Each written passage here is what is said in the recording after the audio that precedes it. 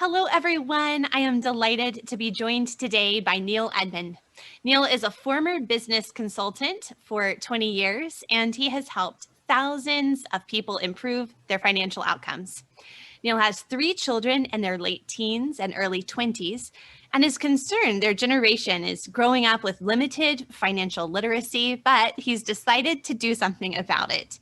Neil is the designer and author of MoneyTime, which has been used by over 35,000 10 to 14-year-old students in the US, Australia, and New Zealand. Neil, I'm delighted to get to chat with you today. Thank you, Amy. Oh, it's a pleasure to be on your show. Well, here at the beginning, could you just tell us a little bit about yourself and your family and your own personal background?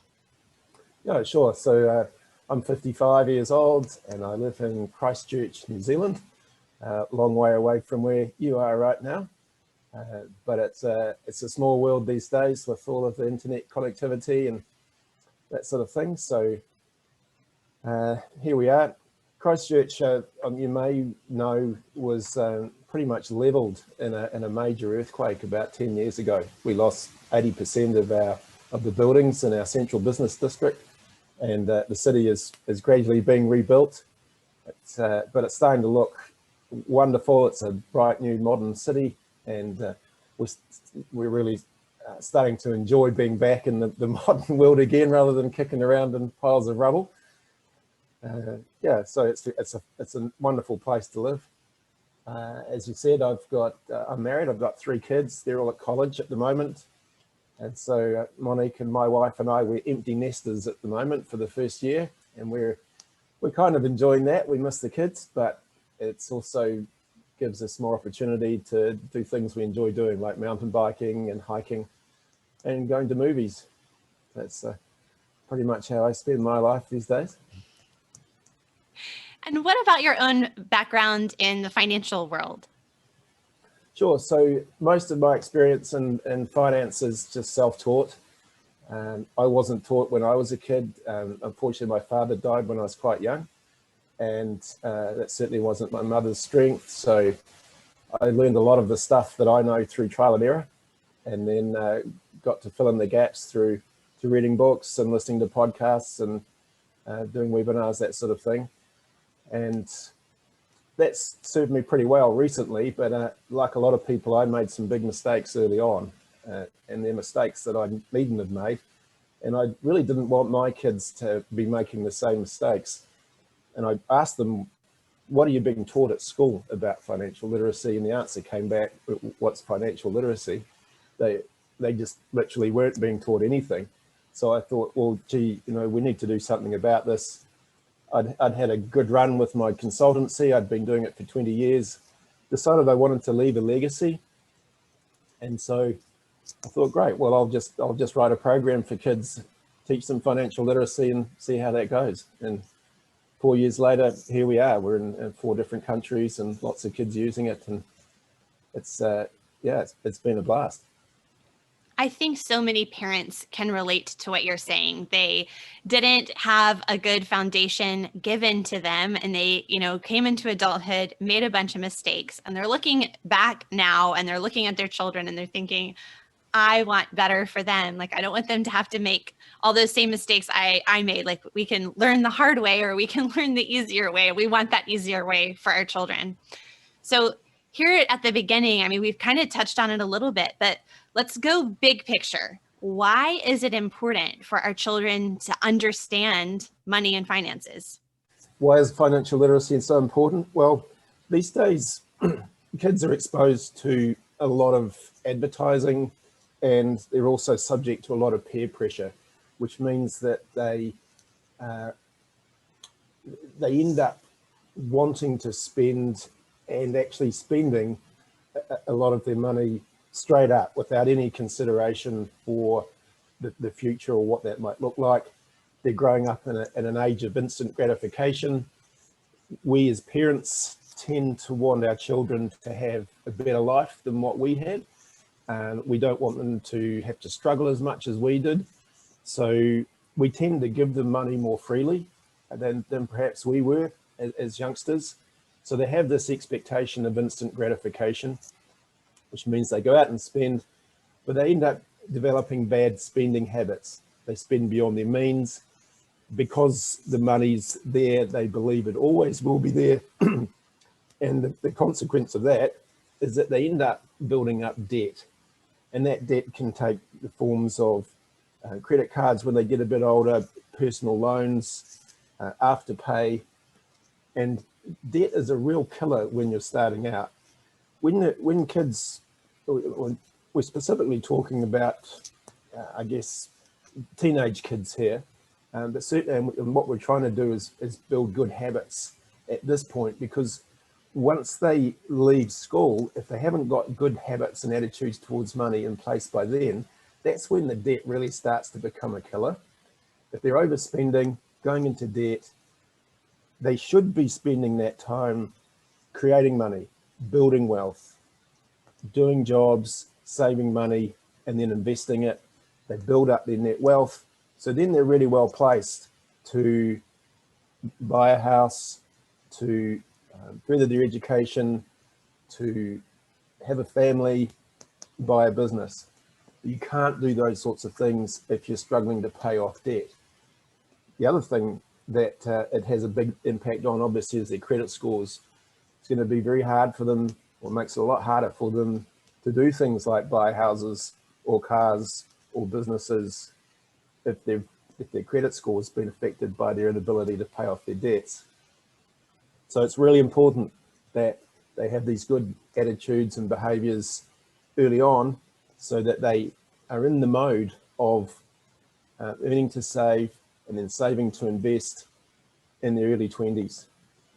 And this is particularly important in this day and age, with the cost of housing becoming so rampant. The cost of housing is rapidly outstripping wage growth, and it's making it really difficult for young kids to get their own property. So if that's an aspiration, and for most of us it is, then we need to be putting them in a situation, or they need to be in a situation where they can actually afford the collateral to buy a house. To be able to do that, they shouldn't be in debt. They should actually have been accumulating wealth to achieve that.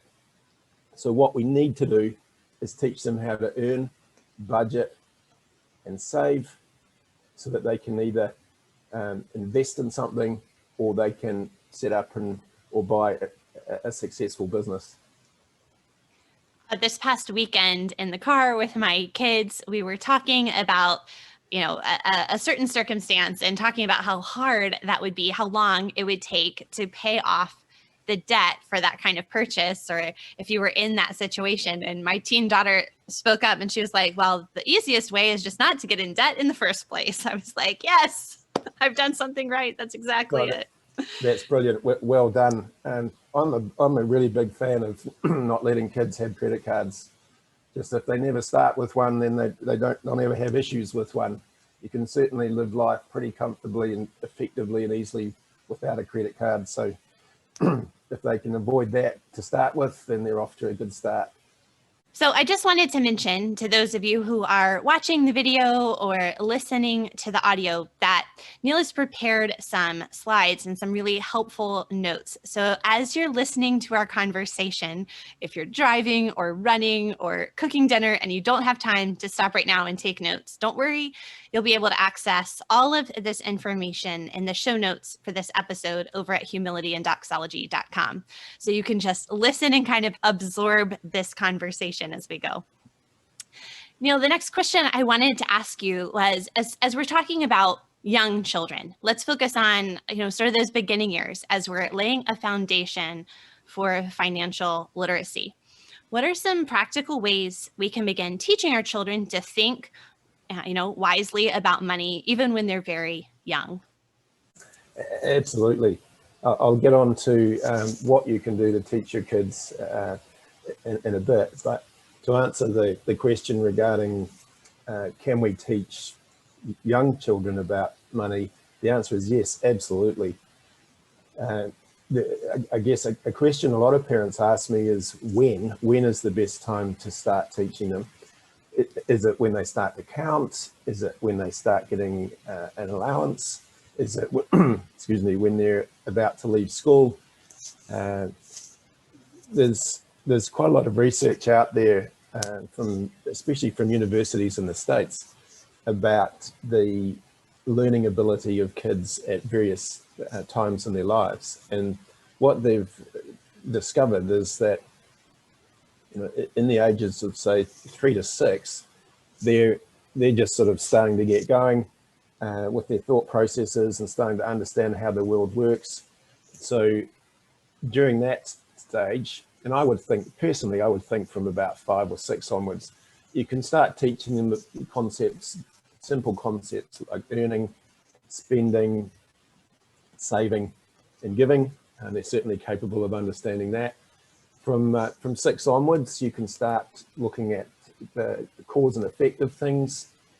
And some examples of this: items can have a value greater or less than other items. You can talk to them about the fact that people work for money. It just doesn't appear that it has to be earned. That's a lesson that kids quite often don't get even when they're older. And you can discuss things like needs are not the same as wants. And so they can understand those sort of concepts, sort of ages 6 to 10. Then around about 10 years old, they start to develop more reasoning capability. And I sort of phrase this or think of it in terms of if, then. So if I go into debt, then I have to pay it back. Or if I borrow money, I have to pay interest. Or if I do a budget, I can have money left over at the end of the week. Or if I give my details out to somebody on the internet that I shouldn't have, then there are consequences of that. So that all happens around about the age of 10. They understand those sorts of things. And then after 13 or so, they're getting a lot better at understanding long-term consequences. If they do something now, that's going to have an impact on them in the future. And so that's a good time to start talking to them about investing. If you put money into an investment now, it's going to grow and it's going to be a lot bigger, hopefully, in the future. And so you can talk to them about property and shares in business. So there's quite an age range there. We've sort of covered ages 3 through 13. From a practical standpoint, the ages between 10 and 14 are when they start having a meaningful amount of money of their own through allowances or chores or jobs or gifts from family, birthday presents, etc. So that's when they're starting to learn the purchasing power of money, their ability to go out and acquire things that they want. And we think that that's the best age to really be drilling down into some of these financial literacy concepts and teaching them about the basics. They're old enough to understand, they're old enough to experience it for themselves. And we think that's the best time to be building good habits and attitudes around money. That's really helpful to kind of hear those different ages and stages of how children are going to be thinking. I have 5 children, kind of all in, each of them in one of those stages. My youngest little guy is 6, and he just loves Lego. He wants Lego all the time, and he's always asking for Lego, and we always have to remind him, well, like, do you have any money to buy the Lego? And he got some birthday money, and just even that process of sitting down with mom, realizing he had a finite amount and he had to choose. He could only pick one thing, and that lesson of, when you choose to use your money in one way, you don't have it to use for something else. He's still learning that. He's still getting that. But that was a good opportunity to kind of practice that with him. Sure. It's a fun age to be teaching kids this sort of thing. And I think a lot of parents who are engaged with their kids will naturally find this comes quite naturally, because it's just normal life. It's just real life experience. You don't have to be a financial wizard to teach them the basics. We all know them. We all had to learn them ourselves. So because you can relate it to everyday experiences. You're going grocery shopping, to go and buy some clothes, or you do some online activities that you're naturally doing anyway. And so you can just develop a conversation with them, just include them in the experience, and they pick up stuff. They're like sponges, as you know. So they just pick it up as you go along, and it's not actually that hard to teach them the basics from quite an early. Neil, what are some other practical ways that we can be teaching these concepts to our children? That's a great question. I mean, I think the first thing that you should look to do, or parents should look to do, is pay your child an allowance. And I know that's controversial for some people, but just hear me out on this. If kids can earn money when they're younger, they learn the value of money, and they learn the value of work. So if they're having to do something to earn the money, they understand that that's how the world goes round. If they're just given the money, then they develop the expectation, and that's what's always going to happen. The money will just be there if they ask. So if you can get them understanding that the value of work and the value of money early on, then I think that's a really good start. Where it gets a little bit more interesting is what you pay them for. So I break this down into chores versus jobs. Chores are things that happen on an everyday basis. The trash needs to be taken out, the dishes need to be washed, the laundry needs to be folded. To me, they're everyday activities that need to happen for the household to function. And I personally believe that those sorts of things should be done just as a matter of course.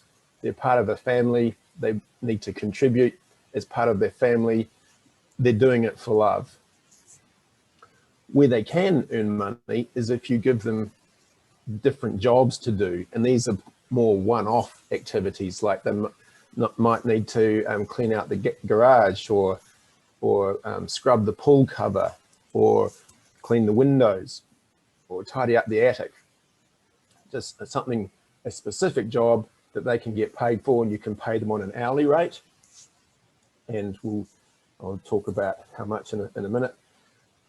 And then they understand the ability to earn money according to how much time they spend working on something.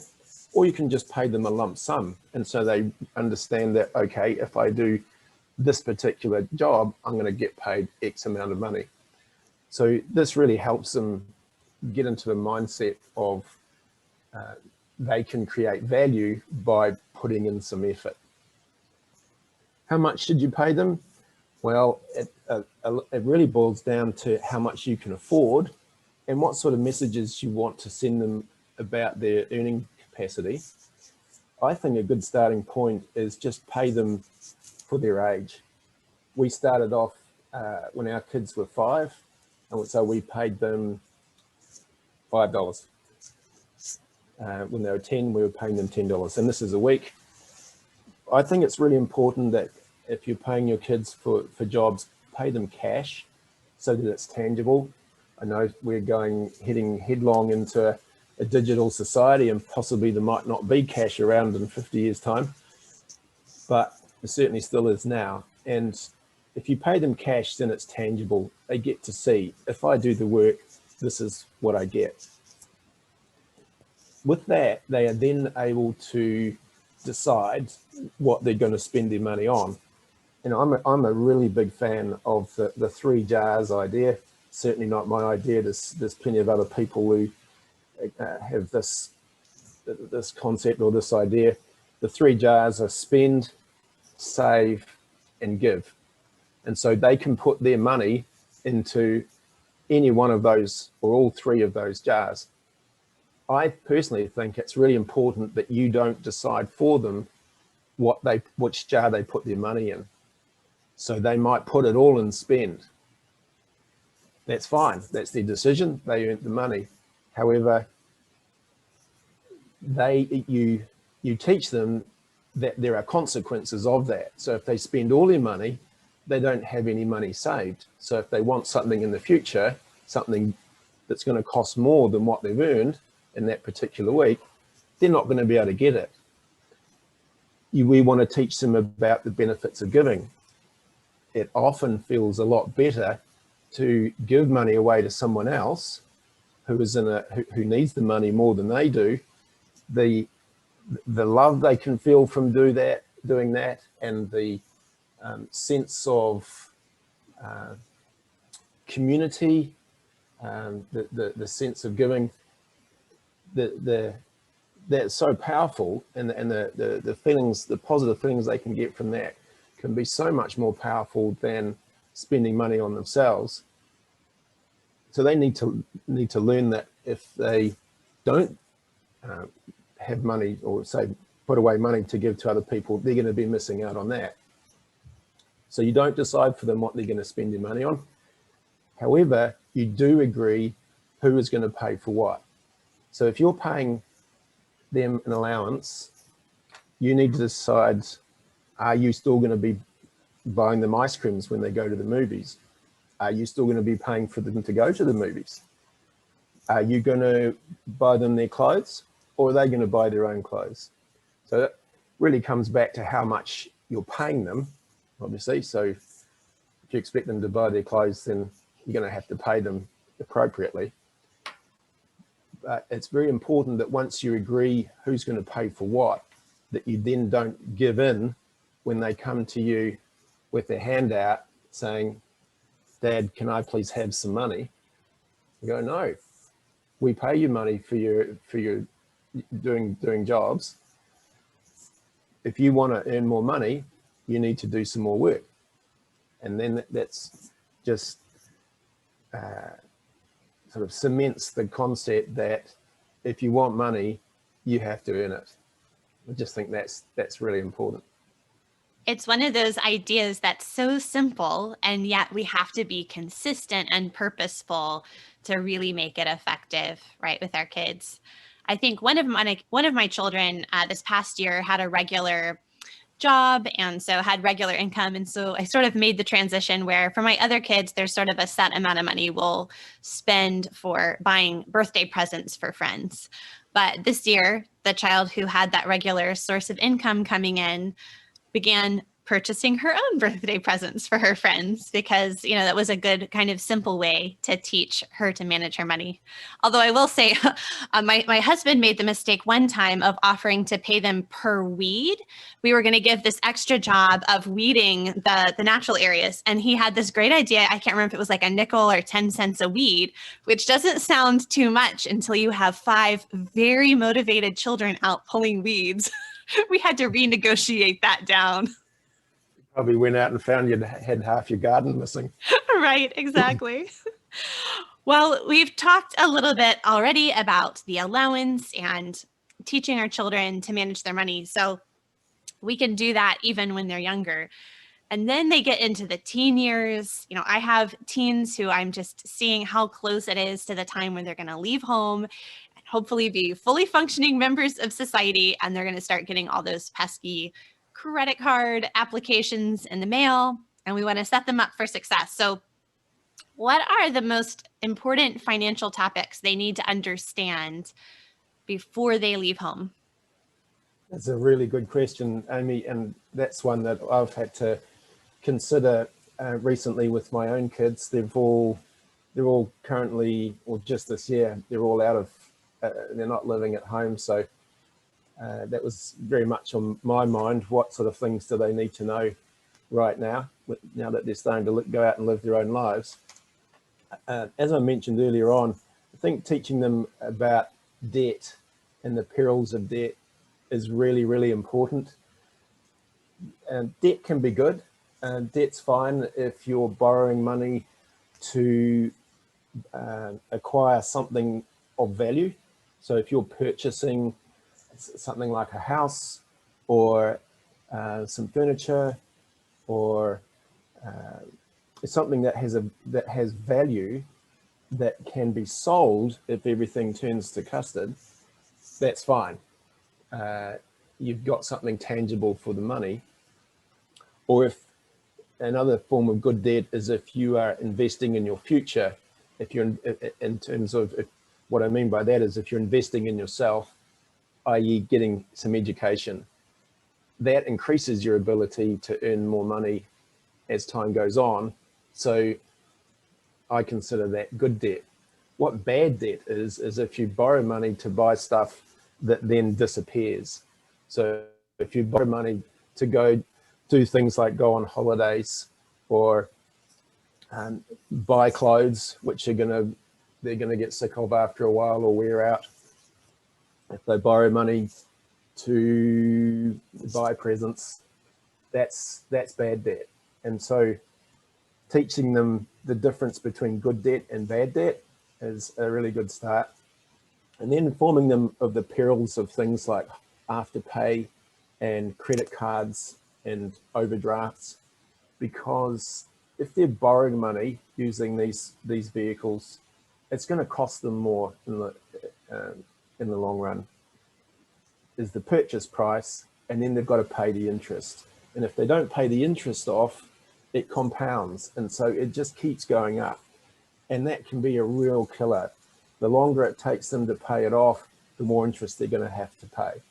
So teach them that if they do end up getting some debt, they've got to work really hard to pay it back as fast as they can. Tell them what the consequences are of not paying it off fast.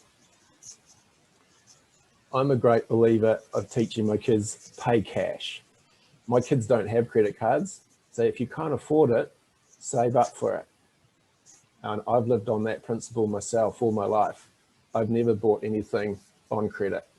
I do have a credit card, but I pay it off every month. But bigger ticket items like furniture or a car or whatever, I've always saved up and paid cash. Then you can teach them things around being smart with their money and how they spend it. Just simple concepts, which I imagine they should already have or understand by the time they're getting ready to leave school. But things like, you don't have to pay full price for something. You can buy it when it's on sale. If you shop online, often you can get a better deal than if you walk into a store. You can buy things secondhand. A good example, I'm a mountain biker. I buy a lot of my stuff online. My bikes, my clothes, my shoes. It's incredible what you can find online. People have bought the wrong size, or they don't like the color, or they get injured or whatever, and so they have to sell their gear. You can buy some really good stuff at a fraction of the price than if you'd paid new. So a really simple thing that you can do, perhaps even, before they're teenagers, is take them shopping. Take them grocery shopping with you, and then just think out aloud. If I buy these beans, it's going to cost me 50 cents more than these beans. What's the trade-off? Why is the first can of beans 50 cents more? Am I going to get 50 cents more enjoyment out of this, or satisfaction? Well, maybe not. But there's a trade-off, that whole cost value exercise.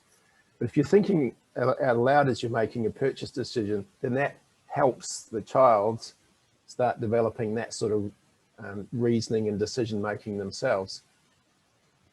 You have to take a deep breath, especially if you're taking more than one child. It can be a bit messy if you're taking a bunch of young kids shopping, but maybe take your partner with you for support. So another good thing you can teach them is how much collateral they're going to need to buy a house. So I think it's really important that you talk to kids about the real value of things. So in the future, if you want to buy a house, you may have to put $100,000 down as collateral. And they're going to look at you and go, that's just obscene. How on earth am I going to get $100,000? Well, you're going to have to earn it, and you're going to have to save it. Okay, is that even possible? And the answer is yes, of course it's possible. You just have to have a plan. And okay, if I earn X amount a week, I'm going to put this amount aside. If I do that for X number of years, I can get to 100,000. So it's teaching them that big value purchases are possible if they have a plan.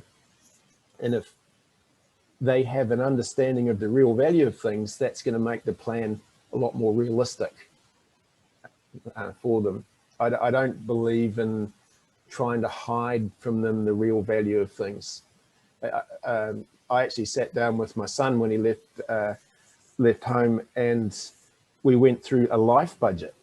Say, well, if you want to buy a house, this is how much collateral you're going to need. If you want to have a family, this is approximately how much it's going to cost you to per child over a period of time, per year, and then entirety. If you want to go and travel around Europe for 3 months backpacking, this is how much it's going to cost. And these are all sort of back of the envelope calculations. They don't have to be, down to the cent, but it just gives them a good sense of, well, gee, I shouldn't be mucking around now with my money. If I want to do these sort of things when I'm a bit older, I'm going to have to knuckle down and earn some money. And I think that was quite a really helpful lesson for him, because he was not really in that space. He was just having a good time.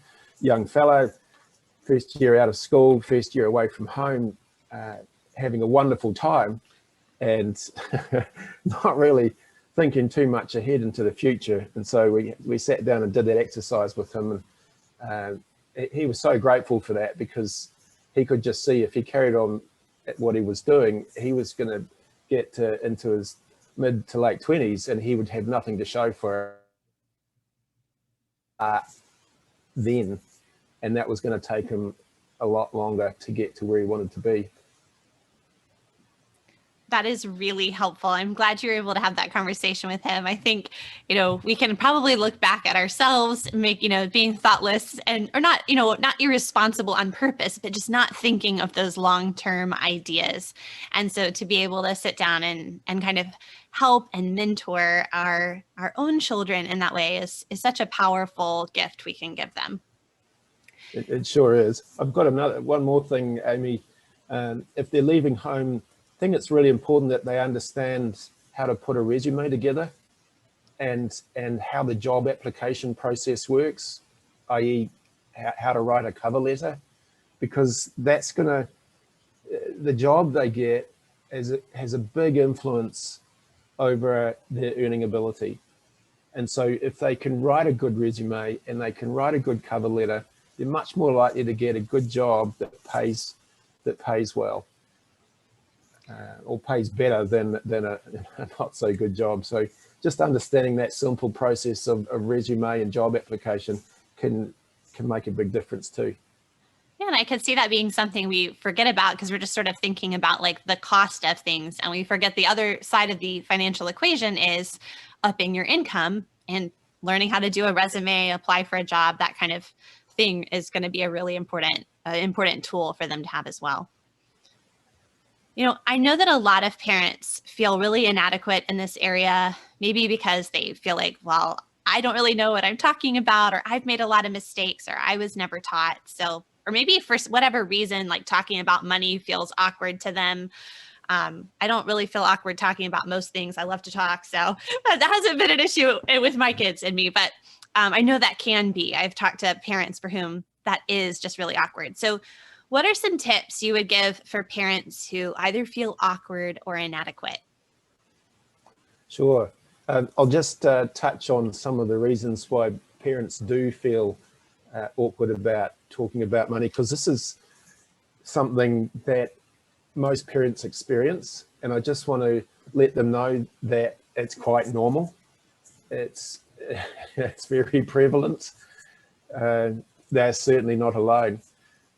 Because most parents had to learn about money through trial and error. We weren't taught about it when we were kids. We've had to learn the hard way. We've all made mistakes, and we're afraid to appear foolish in front of our kids.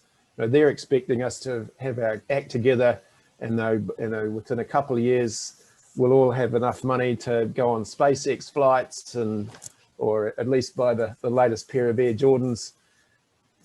And so they're looking at us thinking, well, why aren't we doing that? If you'd had your act together, then we would have been able to do this. And you sort of have to admit, well, we made some decisions early on that perhaps weren't quite so good decisions, or we didn't do things that we could have.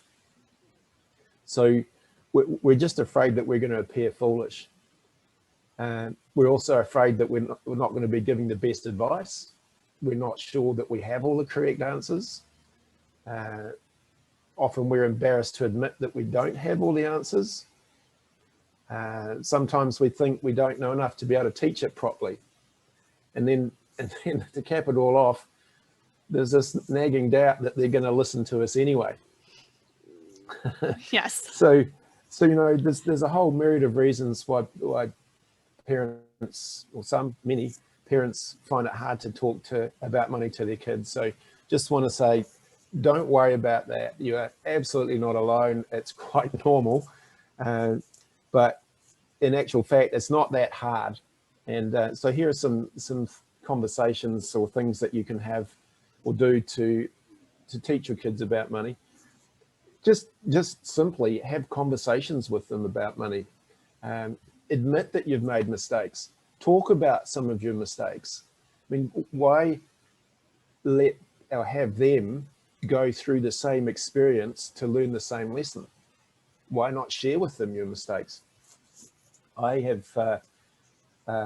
We've had full ownership of our house for 15 years, but we've never done anything with the equity in the house. We could have gone off and borrowed money and bought another house, but we didn't. If we'd done that 15 years ago, we could have had 3 houses by now, 3 investment properties. But I didn't do that. I didn't know how to do that. I didn't think I could. I just thought that was something that other people did. So that was a mistake that I've made. I've had to admit to my kids that I don't have all the answers. I have learned an awful lot about, through the process of creating MoneyTime. I've learned a lot about money management and personal finance, stuff that I didn't know before. But I have to admit to my kids, before I did MoneyTime, I didn't know much more than they did. So the first thing I think you can do is just make it fun. Games like Monopoly or Risk, it's very non-threatening. It's just a fun game, but you can start introducing them to principles like mortgages and debt and property, earning money. You can buy them books, like Robert Kiyosaki's Rich Kid, Smart Kid. That's a great start. It's just a really good, simple, easy to use read book. Over here in New Zealand and Australia, there's The Barefoot Investor. There's a book called The Barefoot Investor for Families, which I think is excellent. It's written by Scott Pape. He's an Aussie with a great sense of humor, really down-to-earth advice. It's a fun read. I read it cover to cover in a day. It's an easy read, but just really good practical advice on how kids can manage their money. You can encourage them to do online courses. You can do online courses yourself. There's all sorts of courses you can find on the internet these days. If you just search, financial literacy or teach or learn financial literacy, there's an abundance of courses and podcasts you can access. I think from a day-to-day or practical perspective, share your financial decision-making with them. So if it's, end of the month and it's time to pay the bills, get them to sit down with you and go through the process with them and say, well, look, this is how much our utilities are. This is how much it is for the gas. This is how much it is for the power. This is how much it is for our property tax. And they go, oh, gee, really, we pay for that? And what does that money go for? What is property tax? Why do we pay that? What does the council or the government do with that money? So it's just simple sort of day-to-day financial decisions. If you include them in, on those, then it becomes part of the norm. So it's not a scary concept, it's actually, this is just how life works. And then finally, and possibly the easiest thing you could do, is buy them a license for MoneyTime. Yes. Well, tell us a little bit about MoneyTime. You know, we've heard about why you created it, but how is it set up, and what makes MoneyTime unique? Sure, thank you.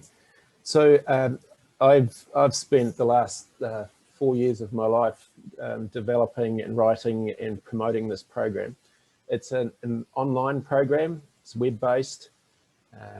It's 100% self-directed, which means that the child can go through the whole program without any assistance from a parent. It's specifically designed for 10 to 14-year-olds.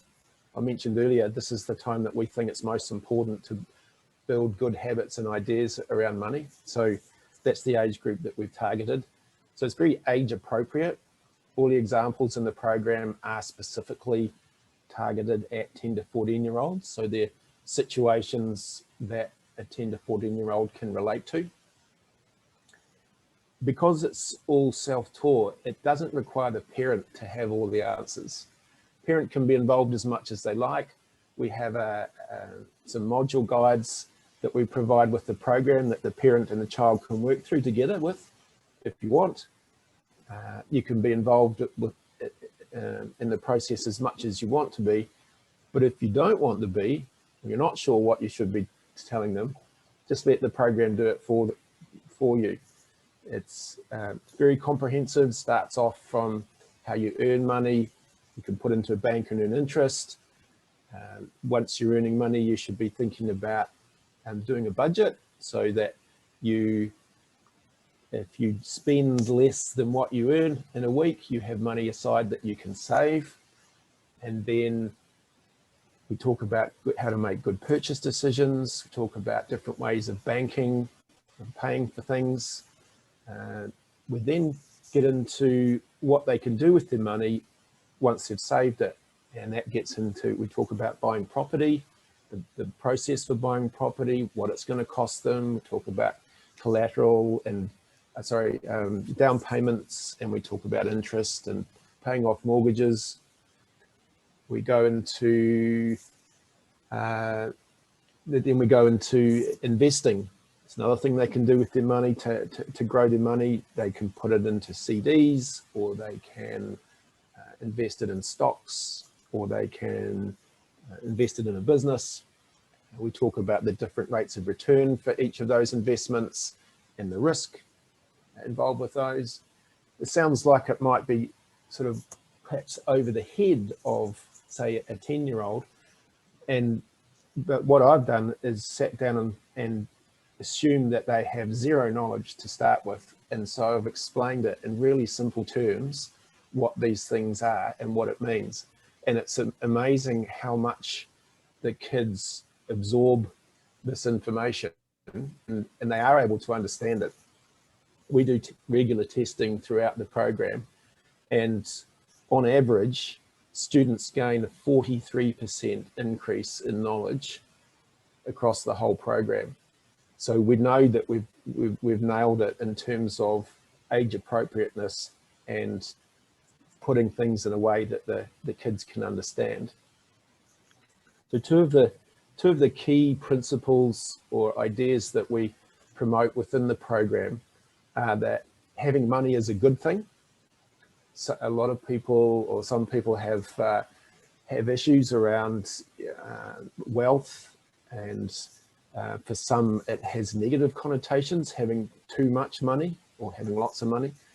Well, we don't agree with that. We think that having money is a good thing because it gives you choices to do things for yourself, for your family, for your community, and for your church. So if you have money, then you have options. You have opportunities to do good things with it. Secondly, we teach them the basic principle that you budget to save, and then you save to invest. That's the approach that everybody should be taking with their money if they want to improve their net wealth. And in the program, we show them how they do that, how they can do that. It's really simple. It's also a lot of fun because we've gamified it. It's not just a bunch of lessons. We've gamified it. So they have an avatar. They can go shopping for their avatar in different shops. The shops unlock as they go up through the levels, different levels of the program. They can donate money to charity and they can win generosity medals for doing that. They can transfer their money into a savings account and an interest, or they can invest it. And there's half a dozen investments that unlock as they go up through the program. They can invest in their education and get a better paying job. They can invest in CDs, stocks, property, and collectibles. These are things like antiques. We just threw that in for a bit of fun. So what we're giving them is an opportunity to make financial decisions and see what the consequences of those decisions are in a fun way. So at the end of the lesson, they've earned some money from doing the quiz.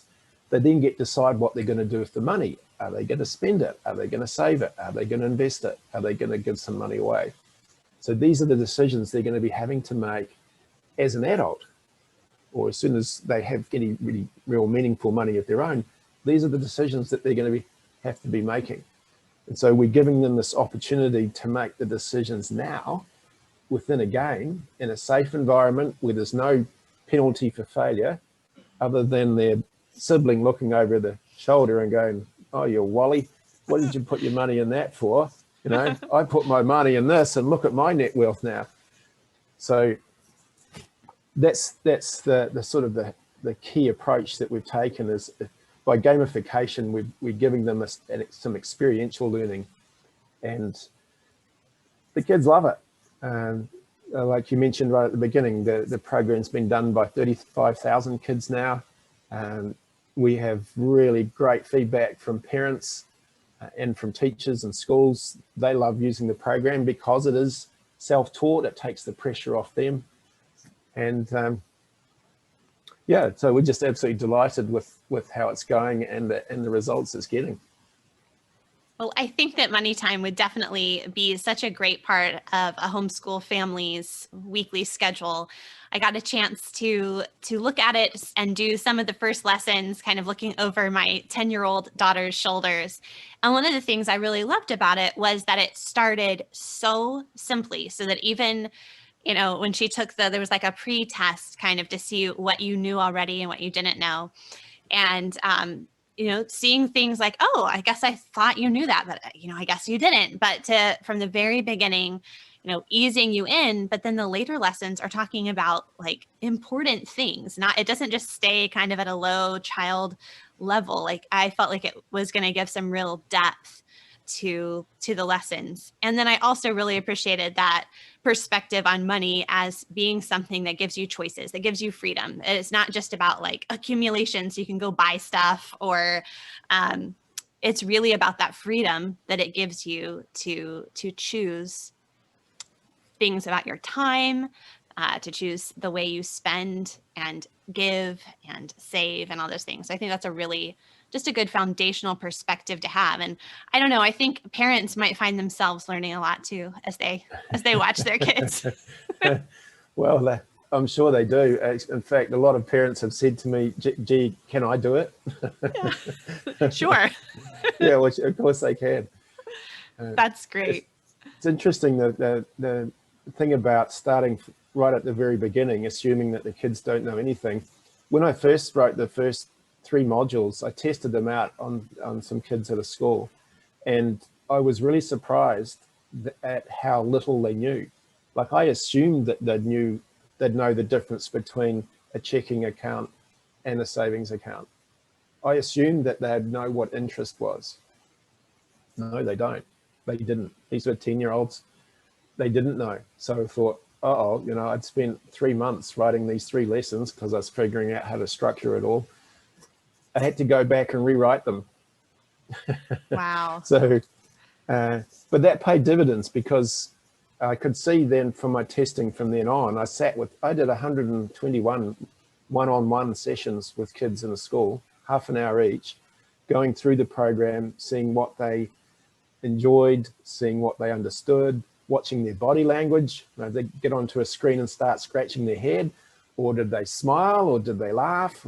Did they know immediately what to do next? So I got a really good appreciation of how well the kids were understanding and enjoying the program. And so that's borne fruit, because we get such great feedback from the kids. They love doing it. It's fun. I get a lot of teachers from schools saying MoneyTime is their favorite thing that they do in the week. She said that they go, I have to swap them away. No, we're not doing MoneyTime right now. We've got something else to do, but you can do it later on, which is just such a good feeling for me, having invested so much of my own time into putting it together, to know that it's having that sort of impact on kids. It's very heartwarming. Yeah, and it's screen time that the parents don't have to feel guilty about, because it's actually an investment in their children's future. Absolutely. Yeah.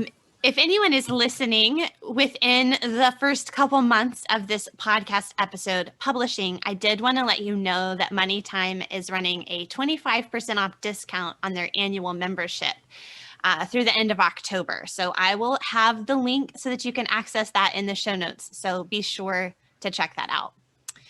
Neil, this has been such a delightful conversation. Thank you for taking the time to chat with us. Here at the end, I'm going to ask you the question I've been asking all of my guests this season, and that is just, what are you personally reading lately? Well, Amy, I'm reading a book called The Dice Man by Rinehart. And it's a book about an American psychiatrist who's in his 40s and he's bored with life, and he decides to spice it up by throwing a dice every time he has to make a decision. And that leads to some really interesting consequences, because he doesn't hold back on the sort of things that he's going to decide about. And it's kind of like he's spiraling down into madness with this, but he also seems very lucid at the same time with his rationalizing. It's in first person, and you sort of follow him on this journey.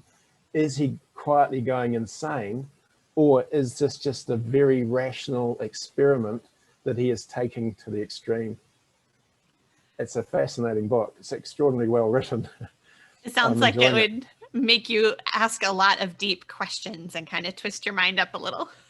It really does. It has you starting to wonder about some of the conventions that we live with, and the norms and the expectations that society puts on us. If you shared all of those, how would your life be?